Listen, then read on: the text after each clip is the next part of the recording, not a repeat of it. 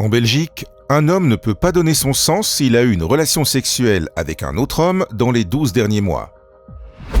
Ce 5 mai, la société civile peut interroger le gouvernement belge via d'autres pays au Conseil des droits de l'homme des Nations Unies à Genève. C'est l'intention d'une centaine d'associations belges qui travaillent dans le domaine de la santé sexuelle et des droits LGBTQI+. Car la Belgique peut mieux faire. Empêcher les homos et les bi de donner leur sang pendant une période de 12 mois, ça n'a aucun sens, sur base de leur orientation sexuelle uniquement. C'est le comportement à risque qui doit être évalué, autant chez les homos, les bi et les hétéros.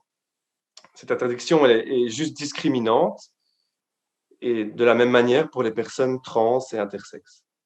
La Belgique n'est pas à la page des tendances actuelles. D'abord, les pays tentent à réduire les périodes d'abstinence pour les groupes considérés à risque. Dans un rapport, l'UNIA cite le Conseil supérieur de la santé qui, déjà en 2017, recommandait au gouvernement belge de réduire la période d'abstinence à 6 mois. Entre-temps, la France, en février 2020, est passée à 4 mois, le Royaume-Uni à 3 mois. L'autre tendance, c'est que les pays revisitent les questionnaires pré-don de sang en ne mentionnant plus l'orientation sexuelle, mais en se concentrant uniquement sur les comportements à risque.